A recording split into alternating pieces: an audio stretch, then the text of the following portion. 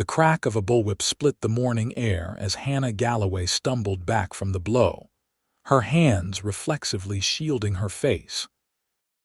Blood trickled from a small cut on her cheek, but she refused to give Charles Blackwell, the richest rancher in Hays City, Kansas, the satisfaction of seeing her cry. "You'll work off your father's debt if it kills you, girl," Blackwell snarled, coiling his whip with practiced ease. 20 years, or until you're dead in the ground, whichever comes first. It was 1877, and at 22, Hannah had already spent 3 years as little more than Blackwell's indentured servant after her father died, leaving behind a substantial debt to the rancher. The vast Double B Ranch sprawled across the Kansas prairie, and Blackwell ruled it with an iron fist and that terrible whip. "Yes, sir," Hannah whispered, her voice hollow as she straightened her worn dress. The early summer sun beat down mercilessly as she trudged toward the chicken coop, her shoulders slumped in resignation. "And Hannah," Blackwell called after her, his voice like gravel, "break another egg and you'll feel my whip on more than just your face." Hannah's hands trembled as she gathered eggs, placing each one carefully in her basket. 3 years of backbreaking labor had hardened her body, but not her spirit. Sometimes at night, alone in the tiny room above the stables, she would allow herself to dream of escape, of freedom, but those dreams always faded with the morning light. Miles away, a tall figure on horseback crested a hill overlooking Hays City. Yates Vargas pulled his hat lower against the sun, his dark eyes scanning the settlement below. At 28, he'd spent the last decade riding the trails between Texas and Kansas, working cattle drives and taking odd jobs where he could find them. His latest position as foreman of the Circle M Ranch had brought him to Hays City in search of additional hands for the summer roundup. Yates adjusted the bandana around his neck and nudged his chestnut gelding forward. "Come on, Chief," he murmured to the horse. "Let's see what Hays City has to offer." The main street was bustling with activity, traders, cowboys, and settlers mingling in the dusty thoroughfare. Yates dismounted outside the saloon, tying Chief to the hitching post before pushing through the swinging doors. The familiar smell of whiskey, tobacco, and unwashed bodies greeted him. "Whiskey," he ordered, placing a coin on the bar. The barkeeper, a portly man with thinning gray hair, nodded and poured him a glass. "New in town?" the barkeeper asked, wiping the bar with a rag that seemed to move the dirt around rather than remove it. "Just passing through, looking to hire some hands for the Circle M." The barkeeper nodded thoughtfully. "Best place to ask would be Wilson's General Store. He keeps tabs on who's looking for work." Yates downed his drink, savoring the burn as it slid down his throat. "Much obliged." As he stepped back into the sunlight, a commotion down the street caught his attention. A wagon had overturned, spilling crates and barrels across the road.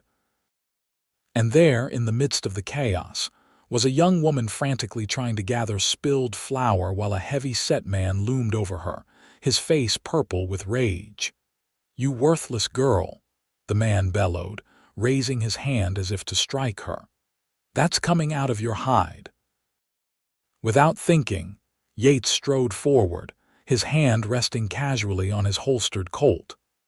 "Seems like an accident to me, mister," he said, his voice deceptively soft but carrying a note of steel. Charles Blackwell turned, his small eyes narrowing at the interruption. "Mind your own business, stranger. This girl works for me." Hannah looked up, startled by the intervention. The tall cowboy seemed to have appeared from nowhere, his lean frame silhouetted against the bright sky. She couldn't recall the last time anyone had stood up to Blackwell on her behalf. "Maybe so," Yates replied, "but there's no call for raising a hand to a lady." Blackwell sneered, taking in Yates's worn clothes and dusty boots. "Lady? This is no lady. She's working off her daddy's debts and she'll work until she's dead if that's what it takes. Yates's eyes flicked to Hannah, noting the fading bruise on her cheek and the resigned look in her eyes. Something cold settled in his stomach. "How much does she owe you?" he asked quietly. Blackwell laughed, a harsh, barking sound. "More than a saddle tramp like you could ever pay. Now step aside before I have the sheriff run you out of town." Hannah rose to her feet, flour dusting her faded blue dress. "Please, sir," she whispered to Yates, "don't trouble yourself. It was my fault."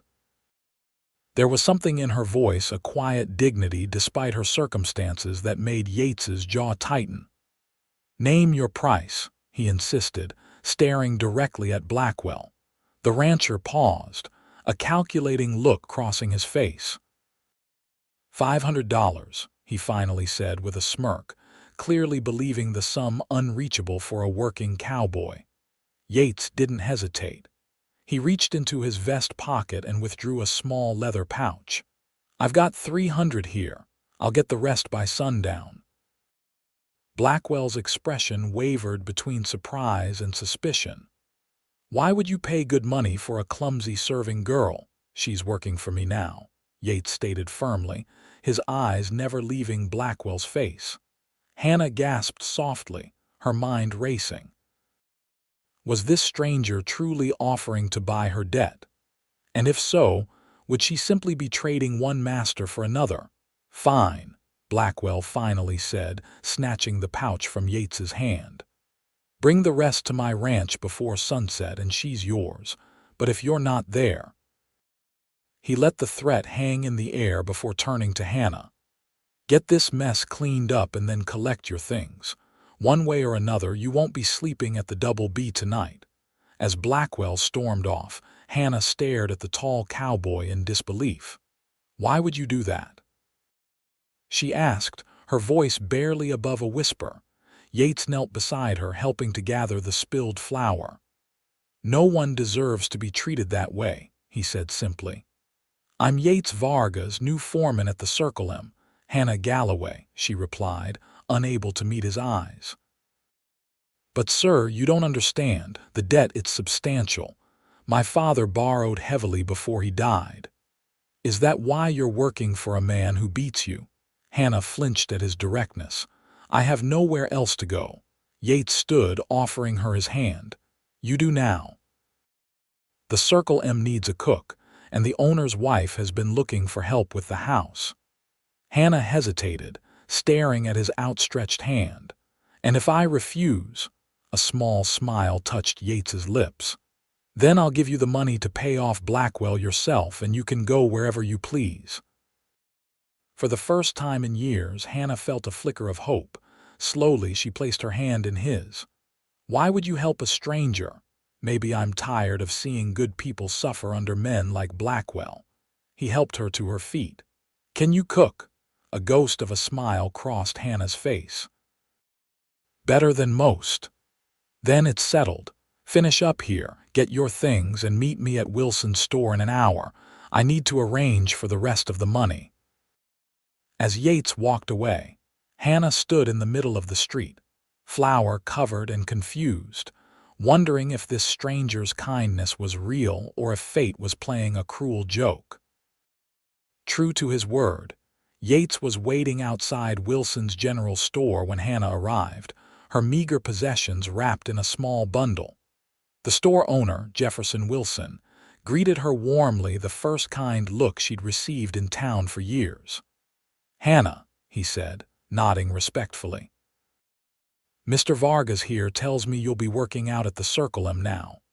"Yes, sir," she replied, still somewhat dazed by the sudden turn of events. "Good. That Blackwell's a mean one. Never did like how he treated you after your pa passed." Wilson turned to Yates. "I've got the funds you requested, $200. Yates nodded his thanks, taking the money and tucking it inside his vest. "I'll pay you back from my first month's wages, Mr. Wilson." "No rush, son. Martha Madigan's a good woman. She'll treat Hannah right." Wilson smiled at Hannah. Your mother would be pleased to see you free of Blackwell, child. Hannah blinked back unexpected tears at the mention of her mother, who had died when she was just 14. Thank you, Mr. Wilson. Outside, Yates helped Hannah onto his horse before mounting behind her. The closeness made her uncomfortable. She wasn't used to being so near to a man, but the alternative was walking the 5 miles to the Circle M ranch. Hold on, Yates instructed as he nudged Chief into a walk. Hannah tentatively placed her hands on the saddle horn, trying to maintain as much distance as possible between her back and Yates's chest. They rode in silence for a time, the rhythmic sound of hoofbeats and the occasional call of a meadowlark the only sounds on the open prairie. Why did Mr. Wilson loan you the money? Hannah finally asked, curiosity overcoming her natural reticence. I helped his son last winter. The boy got himself into trouble in Dodge City, and I happened to be there to lend a hand. And now you're helping me. Hannah's voice held a note of suspicion. What do you want in return, Mr. Vargas?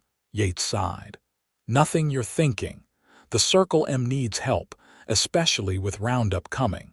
Mrs. Madigan's been complaining about needing another woman around the place. It's a fair exchange, your work for your freedom. Hannah fell silent again, digesting his words. After 3 years of Blackwell's cruelty, kindness seemed a foreign concept, something to be mistrusted. As the sun began its descent toward the horizon, they approached a sprawling ranch house surrounded by outbuildings. Unlike the ostentatious mansion Blackwell had built, the Circle M's main house was modest but well-maintained, with a wide porch and smoke curling from the chimney.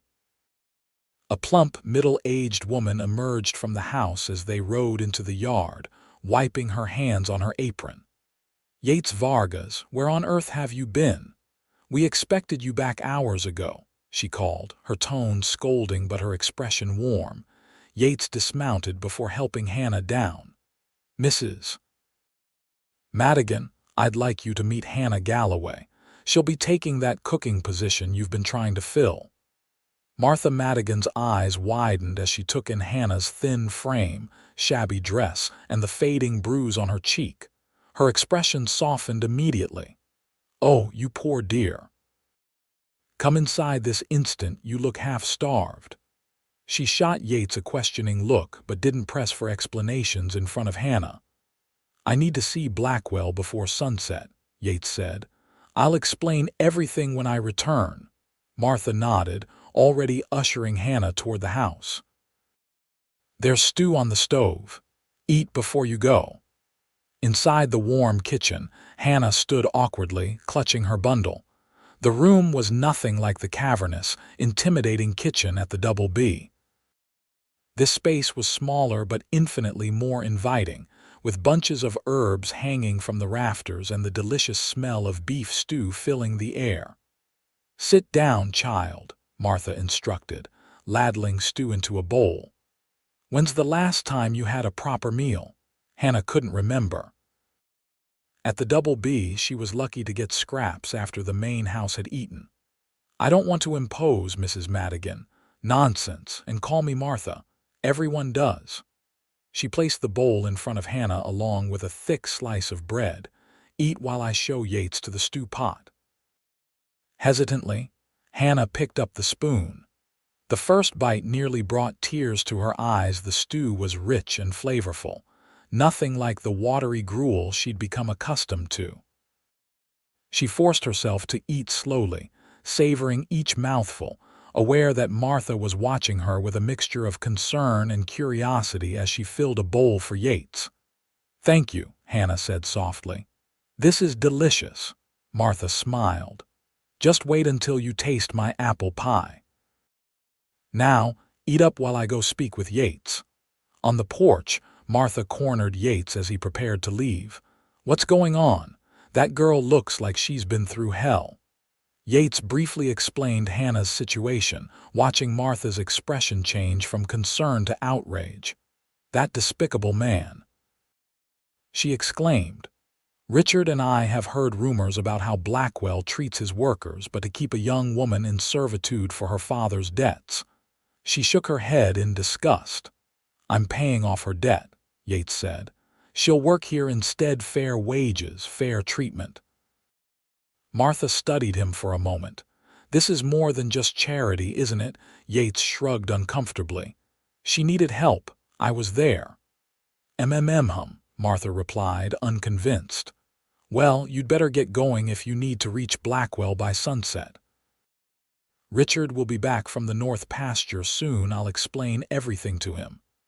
Yates nodded, gulping down the last of his stew before handing the bowl back to Martha. Thank you. Just be careful, she warned. Charles Blackwell has powerful friends in this county. So do we, Yates replied with a grim smile, mounting Chief and setting off toward the Double B Ranch. Inside, Hannah had finished her stew and was sitting quietly, hands folded in her lap when Martha returned. Now then, Martha said briskly, let's get you settled. There's a small room off the kitchen that used to belong to our last cook before she got married. It's yours now. Hannah followed Martha through a door she hadn't noticed before. The room was small but clean, with a narrow bed, a washstand, and a small chest of drawers. It's not much, Martha apologized, but it's private. To Hannah, who had spent 3 years sleeping on a straw pallet in a drafty room above Blackwell's stables, it looked like paradise. It's perfect, she whispered. Martha smiled. Good. There's a tub in the back room, and I'll heat water for you to bathe after supper. Those clothes need burning, I think. I have some dresses that might fit you with a bit of taking in. Overwhelmed, Hannah sat on the edge of the bed, her hands trembling. Mrs. Madigan, Martha, I don't understand why you and Mr. Vargas are being so kind. Martha sat beside her, her ample frame causing the bed to dip slightly. Honey, not everyone in this world is like Charles Blackwell. Some of us believe in helping others when we can. She patted Hannah's hand. Yates especially. That boy's got a good heart, though he tries to hide it behind that stoic cowboy act. He's paying $500 to free me from Blackwell, Hannah said, still stunned by the figure. That's a fortune. To some, perhaps. But Yates has been saving every penny he's earned since he was 16. No family, no ties, just work and save, work and save. Martha stood, smoothing her apron. Now rest a bit. I'll call you when it's time to help with supper. Left alone, Hannah slowly unpacked her few possessions. A hairbrush that had belonged to her mother, a small Bible, and a tattered photograph of her parents on their wedding day. She placed them carefully on the washstand, then lay back on the bed, staring at the ceiling. For the first time in years, she allowed herself to cry, not from pain or despair, but from the overwhelming shock of unexpected kindness. As the sun began to set, Yates approached the Double B Ranch. The imposing 2-story house sat on a rise, overlooking acres of prime grazing land. Blackwell had built his empire through a combination of shrewd business dealings and ruthless intimidation, buying out struggling homesteaders and small ranchers until the Double B dominated the county. Yates was shown to Blackwell's study by a nervous young servant. The rancher was seated behind a massive desk, smoking a cigar, a glass of whiskey at his elbow. Vargas, Blackwell acknowledged with a smirk. Didn't think you'd show. Yates placed the money on the desk. $200. With the $300 I gave you in town, that makes $500. Hannah Galloway's debt is paid in full. Blackwell made no move to touch the money. You know, I've been thinking, $500 might not cover all the interest accrued. Perhaps $750 would be more appropriate. Yates's expression didn't change. The deal was $500. I have witnesses who heard you agree to that amount in town today. Witnesses? Blackwell laughed. You mean that drunk Wilson and a few saddle tramps? My word carries more weight in this county, boy. Maybe so, Yates agreed mildly, But Judge Harrington's word carries even more. And he doesn't take kindly to men who break their agreements, especially men who keep young women in bondage for debts their fathers incurred. Blackwell's face darkened. Are you threatening me? Just stating facts. Judge Harrington is an old friend of Richard Madigan, my employer. They served together in the war. Yates leaned forward slightly. Now, are we settled at 500, or should I ride to the judge's house tonight? For a long moment, the two men stared at each other.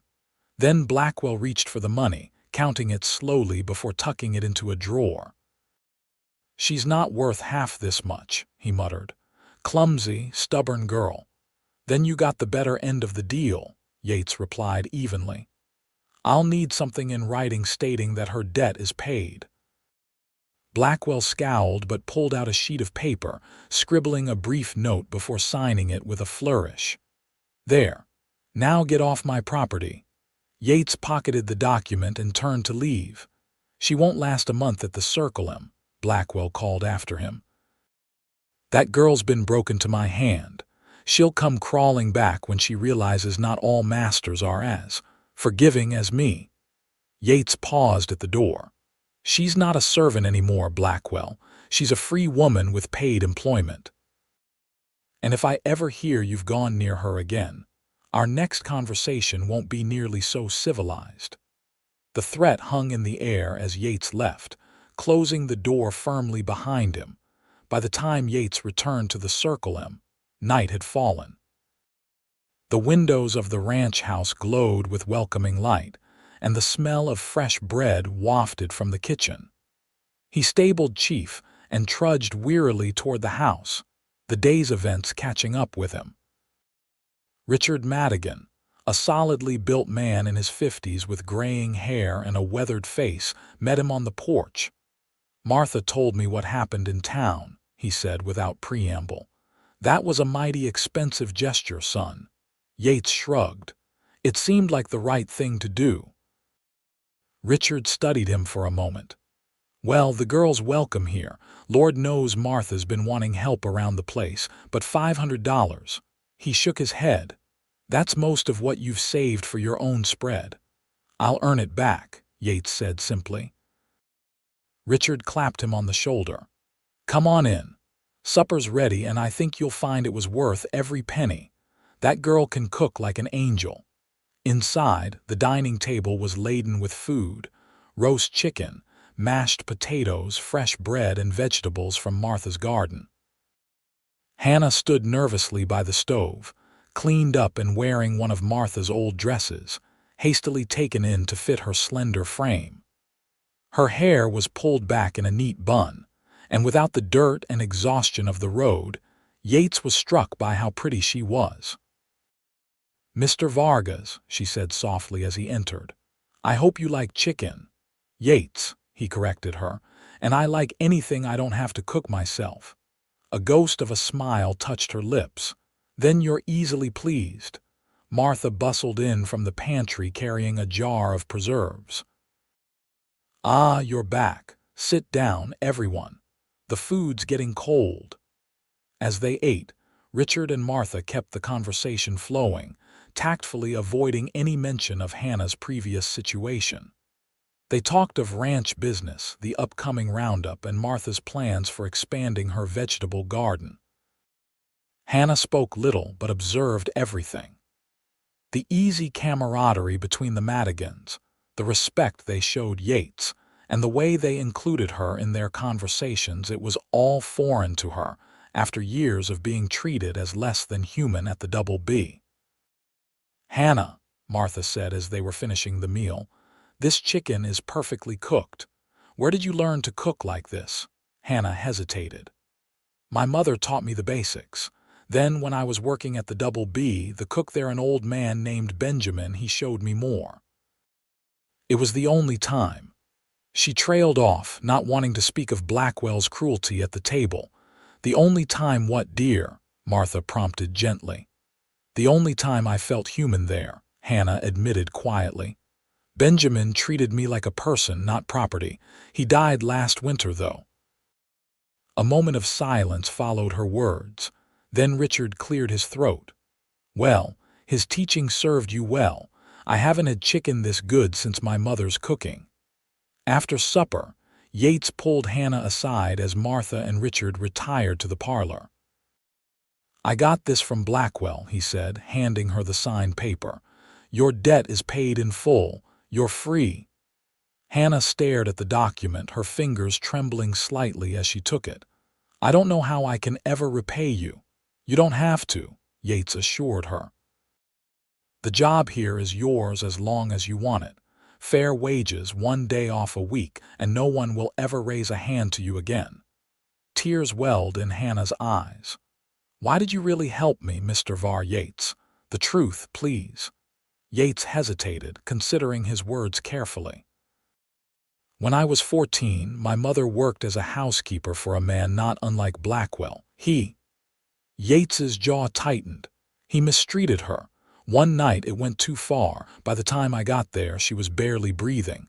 She died 3 days later." Hannah's hand covered her mouth in horror. "I'm so sorry. The law did nothing. The man had too much money, too much influence, so I left Texas and made my own way." Yates met her gaze steadily. "When I saw Blackwell about to strike you in the street, I saw my mother's face. I couldn't stand by again." "Thank you," Hannah whispered, impulsively reaching out to touch his arm. "Not just for the money, but for seeing me when everyone else looked away." Their eyes held for a moment, a silent understanding passing between them. Then Yates nodded, stepping back. "Get some rest, Hannah. Tomorrow's a new beginning." As summer bloomed across the Kansas prairie, Hannah settled into life at the Circle M. The work was hard, cooking for a ranch household and the half-dozen cowboys employed. There was no small task, but it was honest labor, done in a place where she was respected. Martha took her under her wing, showing her how to manage the household accounts and teaching her to sew proper dresses. Richard treated her with the same gentle courtesy he showed his wife, never raising his voice or making her feel less than welcome. And then there was Yates. As foreman, he was often away from the main house, working with the hands, checking fences, or riding the boundaries of the Circle M's substantial holdings. But he made a point of speaking to Hannah each day, asking about her welfare and ensuring she had everything she needed. Hannah found herself watching for him, her heart skipping when she caught sight of his tall figure riding in from the range. It was a foolish reaction, she told herself. He was her benefactor, nothing more. Yet something about his quiet strength and the gentle way he treated her made her wonder if there could ever be something more between them. 6 weeks after her arrival at the Circle M, Hannah was gathering eggs from the hen house when she heard the sound of approaching horses. Looking up, she saw 3 riders approaching, and her blood ran cold as she recognized the center figure as Charles Blackwell. Instinctively, she shrank back against the henhouse wall, her hands trembling so badly that she nearly dropped her basket of eggs. Richard emerged from the barn, wiping his hands on a rag as he moved to intercept the visitors. Hannah couldn't hear their conversation, but she could see Richard's normally friendly expression harden into something like stone. Gathering her courage, Hannah set down her basket and moved closer, keeping to the shadow of the henhouse. "Just a friendly visit, Madigan," Blackwell was saying, his voice carrying on the still air. "Thought I'd check on the girl, make sure she's working out for you." "Hannah's doing fine," Richard replied coldly. "She's a valued member of our household now," Blackwell laughed. "Household? Is that what you call it? The girl's little more than a scullery maid." "She's an employed cook with fair wages and decent treatment," Richard countered. "Something she never had with you, Blackwell." The rancher's face darkened. "Watch yourself, Madigan. The Circle M's a small operation compared to the Double B. It would be a shame if your water rights suddenly came into question." Hannah bit her lip, fear coiling in her stomach. The Circle M depended on access to Cottonwood Creek, which ran partly through Double B land before reaching Madigan property. Without that water, the ranch would struggle to maintain its cattle through the hot Kansas summers. "Is that a threat?" Richard asked quietly. "Just an observation," Blackwell replied with a smirk. "Now, where is the girl? I'd like a word with her." "She's not available," came a new voice, and Hannah's heart leaped as Yates rode into the yard, dismounting smoothly from Chief. His expression was calm, but Hannah could see the tension in his shoulders. Blackwell turned, his smirk widening. "Ah, Vargas, the gallant rescuer, tell me, boy, has she repaid your kindness properly? Is that why you were so eager to get her away from the Double B?" Yates's hand drifted toward his holstered gun. "You're on Circle M land, Blackwell. I suggest you mind your tongue and state your business clearly." "Or what?" Blackwell challenged. "You'll shoot me in cold blood. That would hang you for sure, boy." "No one's shooting anyone," Richard interjected firmly. "Blackwell, you've said your piece. Now ride out." Hannah, unable to bear it any longer, stepped into view. "It's all right, Mr. Madigan. I can speak to him." All eyes turned to her. Hannah walked forward, her back straight and her chin lifted, a far cry from the cowering servant she'd been 6 weeks earlier. Martha's dress fitted her properly now, and regular meals had brought a healthy flush to her cheeks. "Hannah," Blackwell said, his eyes narrowing, "you're looking well." "I am well," she replied, her voice steadier than she felt. "What do you want, Mr. Blackwell?" The rancher dismounted, moving toward her until Yates stepped between them, a silent barrier. Blackwell smirked but stopped. "I've come with a proposition," he said. "Things at the Double B haven't been the same without you. The new girl I hired is hopeless, breaks more dishes than she washes. I'm willing to offer you your old position back with actual wages this time." Hannah stared at him in disbelief. "You expect me to return, after everything?" "The past is the past," Blackwell said dismissively. "Business is business. I'll pay you $15 a month more than you're making here, I'd wager." "She makes 25 at the Circle M," Martha announced, emerging from the house to stand beside Hannah. "Along with room, board, and respect." Blackwell's expression soured. $25 for a cook, that's highway robbery." "That's fair compensation for skilled work," Richard corrected. "Now, if you have nothing else to discuss." Blackwell's eyes hardened. "Think carefully about refusing me, girl. The Double B has long memories. You might find that no one else in the county will hire you if things don't work out here." Hannah felt a flash of the old fear, quickly replaced by anger. "Are you threatening me, Mr. Blackwell? Just offering friendly advice?" "Then let me offer some in return," Yates said quietly. "Ride out now and don't come back. Hannah's made her choice." For a tense moment, Blackwell glared at the assembled group. Then, with a muttered curse, he swung back onto his horse. "You haven't heard the last of this, Madigan. And as for you," he added, looking directly at Hannah, "you'll regret choosing them over me." As the three riders disappeared in a cloud of dust, Hannah released a shaky breath. "Are you all right?" Yates asked, his voice gentle. Hannah nodded. "Yes, I just never thought he'd come here." "He's testing boundaries," Richard said grimly. "Blackwell's always been one to push when he thinks he can get away with it." "What if he follows through on his threat about the water rights?" Hannah asked worriedly. "Let me worry about that," Richard assured her. "Our rights are legally documented." Martha put an arm around Hannah's shoulders. "Come inside, dear. I'll make some tea." As Hannah allowed herself to be led toward the house, she glanced back to find Yates watching her, a troubled expression on his face. Their eyes met briefly before he turned away to confer with Richard, leaving Hannah to wonder what new storm Blackwell's visit might have set in motion. That evening, after dinner, Hannah found Yates sitting alone on the porch, smoking a cigarette and staring out at the darkening prairie. "May I join you?" she asked hesitantly. He looked up, surprise briefly crossing his features before he nodded, shifting to make room for her on the bench. Couldn't sleep. Hannah sat, smoothing her skirts. I keep thinking about what Blackwell said about causing trouble for the Circle M. This is all because of me. No, Yates said firmly.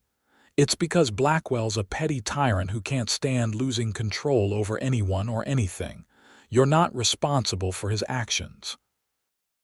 They sat in companionable silence for a few minutes, the only sounds the distant lowing of cattle and the chirping of crickets. Tell me about your life before the double B, Yates finally said. You never talk about it. Hannah's fingers twisted in the fabric of her skirt. There isn't much to tell. My father was a dreamer, always chasing the next big opportunity. After my mother died, we moved around a lot. Finally ended up here when I was 18. Father bought some land, intending to start a horse breeding operation. What happened? What always happened, Hannah said with a sigh. He didn't have enough capital. The first winter was harsh and most of our stock died.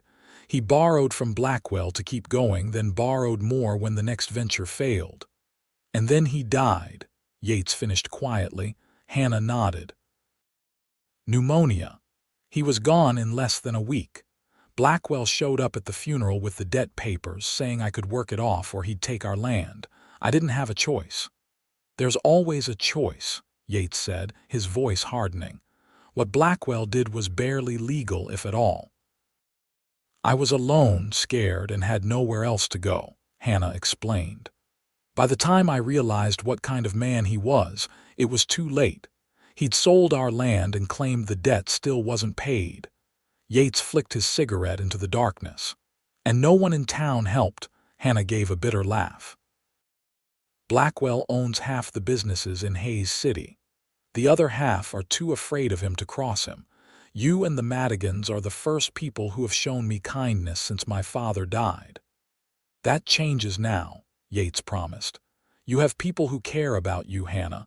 You're not alone anymore. Something in his voice made Hannah look up, meeting his gaze in the dim light from the window.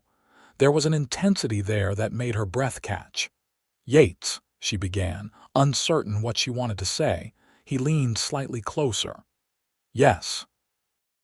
The door behind them opened suddenly, flooding the porch with light. There you two are, Martha called cheerfully. I've made apple cobbler for dessert. The moment broken, Hannah and Yates moved apart, both looking slightly embarrassed. We'll be right in, Yates replied, offering Hannah his hand to help her up. As their fingers touched, Hannah felt a spark of connection that lingered even after they'd gone inside. The following weeks brought a flurry of activity to the Circle M. Summer was in full swing, and the ranch was busy with cattle drives, fence repairs, and preparation for the approaching fall season.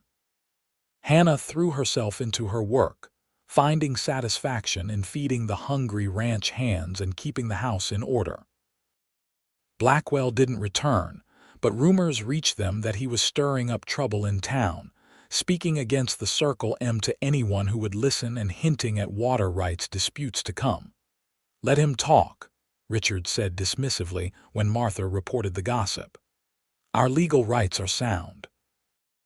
But Hannah noticed the worried glances the Madigans exchanged when they thought no one was looking, and she couldn't help feeling responsible for the tension.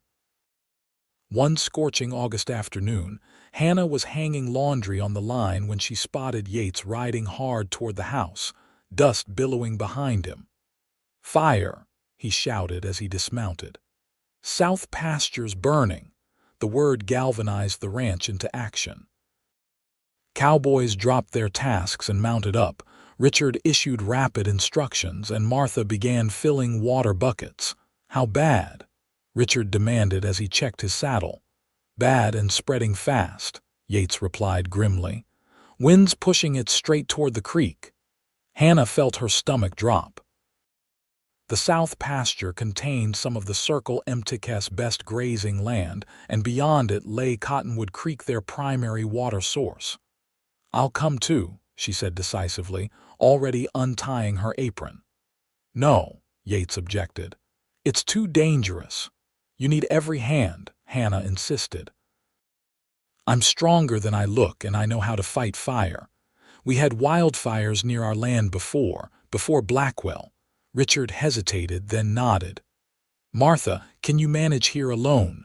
Go, Martha urged them. I'll send food and more water when I can. Minutes later, Hannah found herself riding double behind Yates, clinging to his waist as Chief galloped toward the rising column of smoke in the distance. The heat of the day and the closeness of Yates's body made her face flush, but she focused on the task ahead.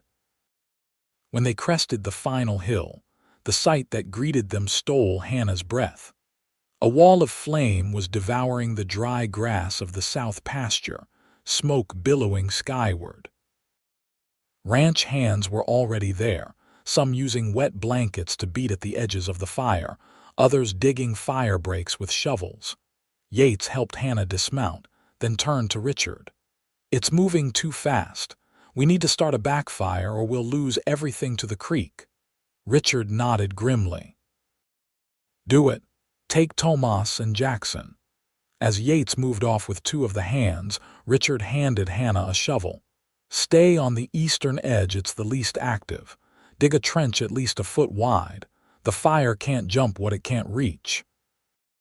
For the next several hours, Hannah worked alongside the men, her arms aching and sweat soaking her dress. The heat was oppressive, the smoke making her eyes water and her lungs burn. But she kept digging, kept fighting, determined not to let the Circle M lose its precious land. At some point, she became aware of Yates working nearby, his face blackened with soot, his shirt clinging to his sweat-soaked body as he methodically beat out flames with a wet blanket. Despite the dire circumstances, Hannah couldn't help but admire his focused determination. As the sun began to set, they finally gained the upper hand. The backfire Yates had set successfully met the main blaze, starving it of fuel while the fire breaks held along the eastern edge. By nightfall, the fire was contained, though patches still smoldered across the blackened landscape. Exhausted, Hannah sat on a fallen log, accepting a canteen from one of the ranch hands with a nod of thanks.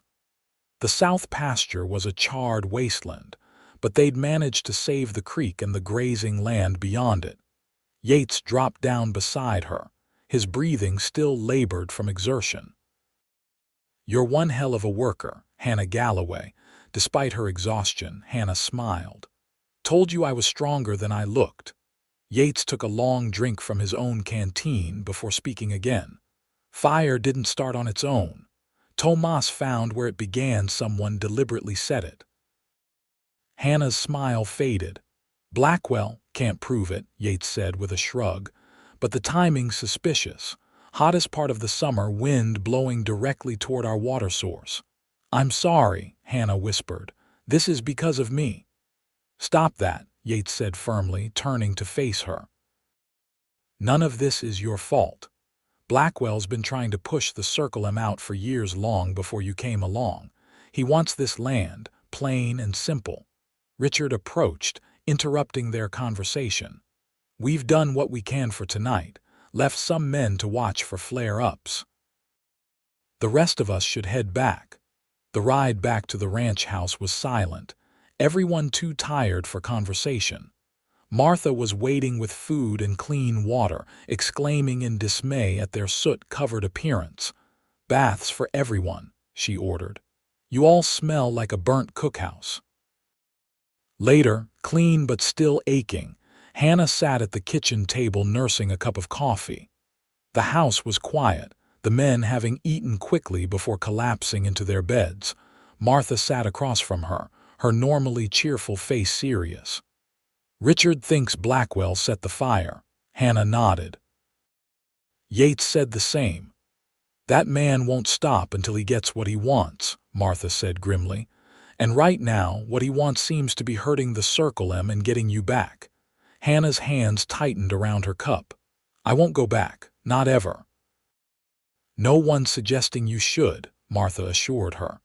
But Hannah, if Blackwell's willing to burn our land, there's no telling what else he might do. You need to be careful. I'm not afraid of him, Hannah replied, surprised to find it was mostly true. The trembling fear that had ruled her life at the Double B had been replaced by a simmering anger. Martha reached across the table to cover Hannah's hand with her own. It's not just about fear, dear. It's about being smart. Promise me you won't take any unnecessary risks. I promise, Hannah said, squeezing Martha's hand. The Circle M is my home now. I'll do whatever it takes to protect it. Martha's expression softened. You know, when Yates first brought you here, I worried you might be too broken by what you'd been through to find happiness again. But I was wrong. There's a strength in you that's remarkable. Hannah felt her cheeks warm at the praise. I'm just trying to repay the kindness you've all shown me. It's more than that, Martha insisted. I've seen how you look at Yates and how he looks at you when he thinks no one's watching. Hannah's blush deepened. Martha, love finds us in the strangest circumstances, Martha continued, a knowing smile on her face. Richard and I met during the war when his regiment was quartered near my father's farm. I was nursing wounded soldiers, and he was just a lieutenant then. Sometimes the heart knows what it wants before the head has figured it out. Unable to deny the truth in Martha's words, Hannah simply nodded, too tired and emotionally spent for pretense. Even if there were feelings, she said carefully, I have nothing to offer someone like Yates. No dowry, no family connections, not even a good name after years at the Double B. Nonsense, Martha scoffed. You have more to offer than most women I know. Courage, loyalty, strength, and a kind heart, not to mention you cook better than anyone in the county. Any man would be lucky to have you. Hannah smiled despite her doubts. Thank you for saying that. I say it because it's true, Martha replied, rising from the table. Now get some sleep. Tomorrow's going to be another long day. As Hannah lay in her bed that night, her body aching from the day's exertion, she allowed herself to imagine a future she'd never dared to contemplate before, a future that included Yates Vargas. Could someone like him truly care for someone like her? And if he did, what would it mean for both of them, with Blackwell's shadow still looming over their lives? With these questions circling in her mind, Hannah finally drifted into an exhausted sleep, dreaming of fire and water and a tall cowboy with gentle hands. The aftermath of the fire brought more work than ever to the Circle M. With the south pasture destroyed, the cattle had to be moved to other grazing areas, stretching the ranch's resources thin. Every hand was needed, including Hannah's, who now found herself helping with outdoor chores in addition to her regular cooking duties. 2 weeks after the fire, Hannah was returning from Hays City with supplies when she noticed a rider following her wagon. A prickle of unease ran down her spine as she recognized one of Blackwell's men, a surly cowhand named Silas, who had been particularly cruel during her time at the Double B. Glancing around, Hannah realized she was still a good mile from the Circle M, with nothing but open prairie between her and safety. She flicked the reins, urging the horses to a faster pace, but the wagon was heavily laden and couldn't outrun a single rider. Sure enough, Silas soon pulled alongside her, his weathered face split in an unpleasant grin. Well, if it ain't Blackwell's runaway, he drawled. Looking mighty fine these days, Hannah. Hannah kept her eyes on the road ahead. What do you want, Silas? Just delivering a message from the boss, he replied, keeping pace with the wagon. He says his offer still stands $20 a month now, better than you'll get when the Circle M goes under. Hannah's hands tightened on the reins. The Circle M isn't going under, Silas laughed. No. Half their grazing land burnt to a crisp, cattle market prices dropping, and now their water rights being challenged in court. Madigan won't last till Christmas. Hannah's stomach clenched. Water rights challenged. What are you talking about? Blackwell's hired some fancy lawyer from Topeka. Says the original survey of Cottonwood Creek was wrong, that more of it runs through Double B land than recorded. Judge is reviewing the case next month. Silas looked smug. Without that creek, the Circle M case finished. That's a lie, Hannah snapped, though fear coiled in her chest. Without access to Cottonwood Creek, the ranch would struggle to water its cattle, especially after a fire had destroyed so much grazing land. Suit yourself, Silas shrugged. But Blackwell also said to tell you he knows about you and that foreman. Says it would be a shame if something happened to him on the range. Accidents happen all the time to cowboys, you know. White-hot fury replaced Hannah's fear. You tell Blackwell that if he threatens Yates again, he'll regret it. Silas's expression darkened. Careful, girl. You ain't got the protection of the Circle M out here. No, came a familiar voice from behind them, but she has mine. Silas whipped around to find Yates approaching on horseback, his hand resting casually on his holstered gun. Just having a friendly chat, Vargas, Silas said, his demeanor instantly changing. No harm in that. Ride on, Silas, Yates ordered, his voice deceptively calm. Now. The Double B hand hesitated, clearly weighing his options. Then, with a muttered curse, he wheeled his horse and galloped away. Yates guided Chief alongside the wagon. Are you all right? Did he hurt you? Hannah shook her head, relief washing over her. No, but he said Blackwell's challenging the Circle M case water rights in court. Is that true? Yates's expression confirmed her fears. Richard got the papers yesterday. We were going to tell you tonight. This is because of me, Hannah said, the familiar guilt resurfacing. If I hadn't come to the Circle M, then I'd have one less reason to get up every morning, Yates interrupted, his voice soft but intense. Hannah, look at me. Surprised, she met his gaze.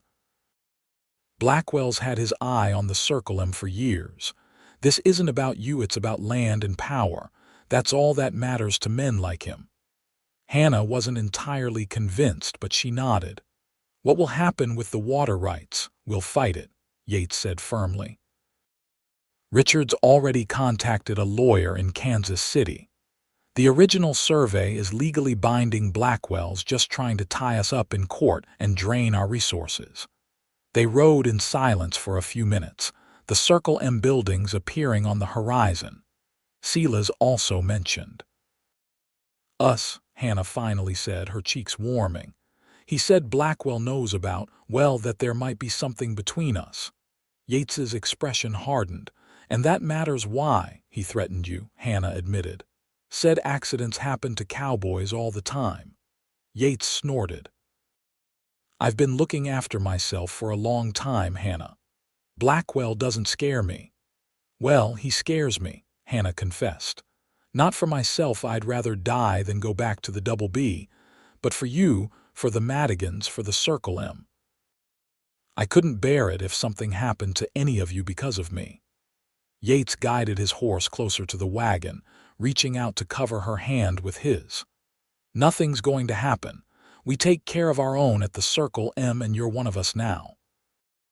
The simple touch of his hand on hers sent warmth spreading through Hannah's body. Despite the worries plaguing her, she couldn't help but feel a flutter of hope at his words. Thank you for coming after me, she said softly. Always will, Yates replied, his voice equally soft. Their eyes met, and for a moment, the troubles with Blackwell seemed distant and unimportant. Then the moment passed as they reached the ranch yard, where Martha was waiting on the porch, her face lighting up at the sight of the supply wagon. That evening, Richard called a meeting in the main house after dinner. The ranch hands gathered in the parlor, their expressions serious as Richard explained the situation with the water rights. Blackwell's claim is baseless, he assured them, but we need to prepare for a fight. Legal battles cost money, and with the South pasture gone, we're already stretched thin. What can we do, boss? asked Tomas, one of the senior hands. "Work harder, be smarter with our resources," Richard replied. "And I'm afraid I need to ask everyone to accept a temporary reduction in wages just until the case is settled." A murmur went through the gathered men, but no one objected. These were loyal hands who had been with the Circle M for years. "I'll forego wages entirely," Hannah spoke up. "Room and board is more than enough." "Same here," Yates added immediately. Richard shook his head. "I won't have anyone working for nothing. Reduced wages for all, but everyone gets paid." After the meeting dispersed, Yates found Hannah on the porch staring out at the darkening sky. "Penny for your thoughts," he said, leaning against the railing beside her. "I was thinking about my father," Hannah replied. "He always believed things would get better, right up until the end. Even when we were down to our last dollar, he'd say, 'Just wait, Hannah girl. Our luck's about to change.' It never did." "And you're worried the same will happen to the Circle M?" Yates guessed. Hannah nodded. "Blackwell destroyed everything my father built. What's to stop him from doing the same here?" "Us," Yates said simply. "Me, you, the Madigans, every hand on this ranch. We're not going down without a fight." Hannah turned to face him, struck by the determination in his voice. "You really believe we can win?" "I do," Yates affirmed. "And even if Blackwell somehow gets his way with the water rights, it won't be the end. The Circle M will adapt. That's what survivors do." "Is that what we are, survivors?" Hannah asked softly. "That and more," Yates replied, his voice dropping as he moved closer. "Hannah, I've been wanting to tell you something for weeks now, but the timing never seemed right." Hannah's heart began to race. "Tell me what?" "That Yates." "Hannah," Richard's voice interrupted from inside the house. "Come quick, Sheriff's here with news." The moment shattered, they hurried inside to find Sheriff Davis standing in the parlor, hat in hand. His weathered face was grim as he nodded to the assembled group. "Evening, folks.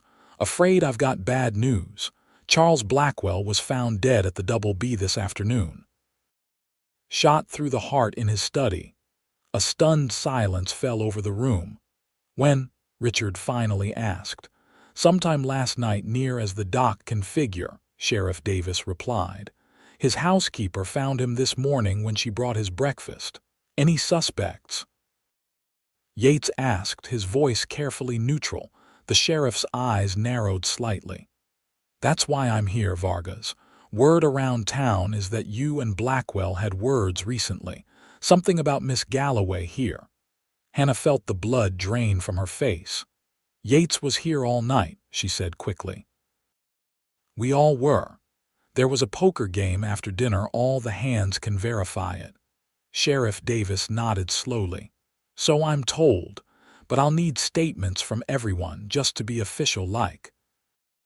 And I should mention," he hesitated, looking uncomfortable, "Blackwell's lawyer came forward with a letter Blackwell wrote last week. In it, he expressed concern that you, Miss Galloway, might seek revenge for your time at the Double B." "That's ridiculous," Martha exclaimed. "Hannah wouldn't hurt a fly. Just reporting what I know, madam," the sheriff said apologetically. "For now, I'd advise all of you to stay close to the ranch until this gets sorted out." After the sheriff left, a tense silence filled the house. "This changes everything," Richard finally said. "With Blackwell dead, the water rights challenge might be dropped. Or his heir might pursue it even more aggressively," Yates pointed out. "Who inherits the Double B?" "His nephew from back east, I believe," Martha replied. "Never met the man myself." Hannah stood by the window, her thoughts in turmoil. Blackwell was dead. The man who had dominated her life for 3 years, who had treated her as property rather than a person, was gone. She should have felt relief, perhaps even satisfaction, but instead she felt a strange emptiness, coupled with fear of what might come next. Yates appeared at her side. "You all right?" he asked quietly. "I don't know," Hannah admitted. "I hated him, but I never wished him dead." No one thinks you did, Yates assured her. The sheriff does, Hannah pointed out, and if Blackwell left a letter naming me. She trailed off, the implications too disturbing to voice. Yates's expression hardened. That letter is a fabrication. Blackwell was trying to cause trouble for you even after death. But it won't work. You have alibis and there's not a shred of evidence against you. Then who killed him? Hannah wondered aloud. Blackwell had enemies all over the county, Yates replied. Could have been anyone. But as Hannah met his eyes, she saw something there, a flicker of knowledge, perhaps, or a secret that made her wonder if Yates knew more than he was saying. The following days brought a flurry of activity to Hayes City. Blackwell's nephew, Gerald Blackwell, arrived from Boston to claim his inheritance. Unlike his uncle, Gerald was a slender, soft-spoken man who seemed uncomfortable with the vastness of the Kansas prairie and the rough ways of the cattle business. A week after Blackwell's death, Richard returned from town with surprising news. Gerald Blackwell's dropping the water rights challenge, he announced to the assembled household. Says he has no interest in a legal battle with neighbors. Martha clasped her hands in relief. Thank the Lord. Does that mean we're in the clear? Seems so, Richard confirmed. He's also selling off the north section of the Double Bay. Says the ranch is too big for his tastes. Yates whistled. The north section, that's prime grazing land. And it's adjacent to the Circle M, Richard added with a significant look. I've made an offer, but it'll stretch our finances to the breaking point. It's worth it, Yates said firmly. With that land, we could increase the herd by at least 30%. As the men discussed the potential purchase, Hannah slipped outside, needing a moment alone to process the rapid changes. The cool evening air was a relief after the stuffiness of the house. She had walked partway to the barn when she heard footsteps behind her. Turning, she found Yates following, his face partially shadowed in the fading light. Hannah, wait, he called. We need to talk. She stopped, allowing him to catch up.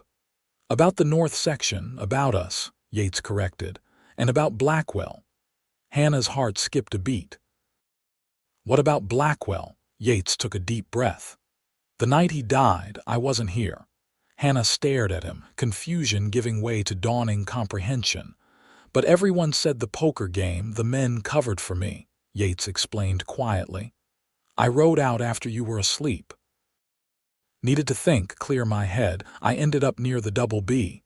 Hannah's blood ran cold. Yates, what are you saying? I'm saying I saw who killed Blackwell, he replied, his voice dropping to a near whisper.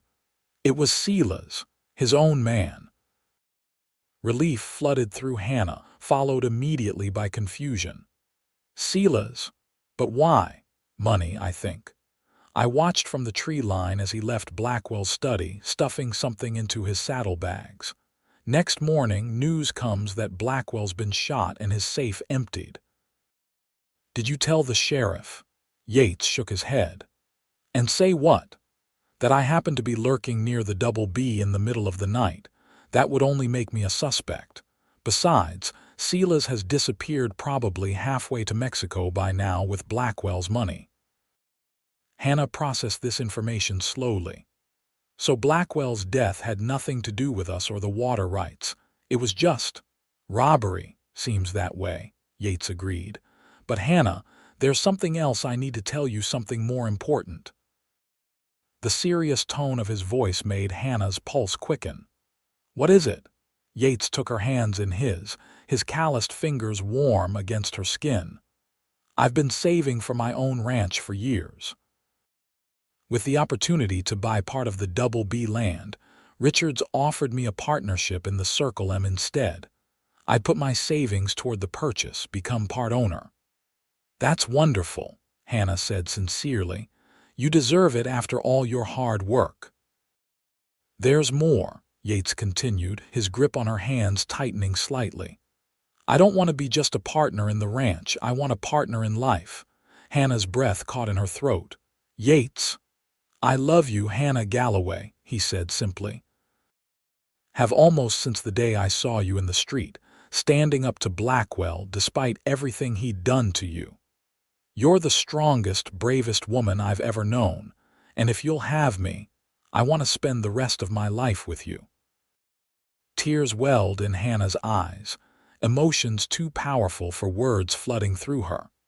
For so long, she had existed rather than lived, enduring each day with no hope for the future. Now, this man was offering her everything she'd never dared to dream of: love, security, a true home. "Yes," she whispered, the single word carrying all the feelings she couldn't express. "Yes, Yates, I love you too." The smile that lit his face was like the sunrise after the darkest night.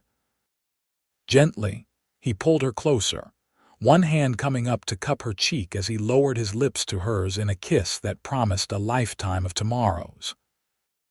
3 months later, on a crisp December day, Hannah stood before the small church in Hayes City, her hand trembling slightly in Yates's strong grip as the minister pronounced them husband and wife. Martha had sewn her a simple but elegant wedding dress, and Richard had proudly walked her down the aisle in place of the father she'd lost. The Circle M hands cheered as Yates kissed his bride, their whoops echoing in the small church. Even Sheriff Davis, who had eventually arrested a drunken Silas in a Dodge City saloon, was present, his gruff congratulations sincere. The partnership between Richard and Yates had breathed new life into the Circle M. With the addition of the north section from the former Double B, the ranch was thriving, its future secure. Gerald Blackwell had returned to Boston after selling most of his uncle's holdings, leaving behind the dark legacy of the Double B name. As Hannah and Yates rode away from the church in a flower-decorated wagon, Martha called after them, "Don't forget Christmas dinner at the main house. We're family now, all of us." Hannah waved back, joy filling her heart as she leaned against her husband's shoulder. "Family," she repeated softly. "I'd almost forgotten what that felt like." Yates wrapped an arm around her, pulling her closer. "Get used to it, Mrs. Vargas. You'll never be alone again, that's a promise." "I'm holding you to that," Hannah replied, smiling up at him. "Especially since there might be more than just the two of us before too long." Yates's eyes widened as her meaning sank in. "You mean?" Hannah nodded, her smile growing. "Doctor confirmed it yesterday. By next summer, the Circle M will have a new resident." The look of pure happiness that spread across Yates's face was worth every hardship she had endured. As the wagon carried them toward the small house they had built on the Circle M land, Hannah reflected on the strange journey that had brought her here, from indentured servant to beloved wife, from property to partner. "What are you thinking about?" Yates asked, noticing her thoughtful expression. "About what Blackwell said that day in town," Hannah replied. "She'll work until she died, he told you." Yates's expression darkened slightly at the memory. "And I told him you'd be working for me instead." "Not for you," Hannah corrected gently, placing her hand over his. "With you. As your equal, your partner. That's what makes all the difference." Yates pressed a kiss to her forehead. "You're right, as usual, partners in everything from this day forward." As they reached the crest of the hill overlooking their new home and the vast expanse of the Circle and beyond, Hannah felt a sense of peace she had never known before. The scars of her past would always be with her, but they no longer defined her future. That future, bright with promise and love, stretched before them like the endless Kansas prairie, ready to be shaped by their own hands. "Partners," Hannah agreed, her voice strong and certain, "from this day forward." And as the winter sun began its descent toward the horizon, casting long shadows across the land they now shared, Hannah knew that she had found not just freedom from Blackwell's cruelty, but something far more precious: a love that would endure through whatever challenges lay ahead. as vast and enduring as the Wild West itself. Years later, the story of Hannah and Yates Vargas became something of a legend in Hays City. How a brave cowboy had saved a young woman from virtual slavery. How they had built one of the most successful ranches in Kansas together. And how their love had transformed not just their own lives but the community around them.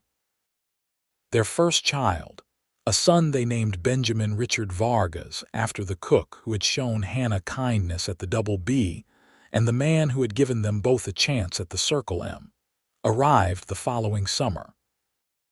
He was followed 2 years later by twin daughters, Marie and Martha, who grew up to be as strong-willed and determined as their mother.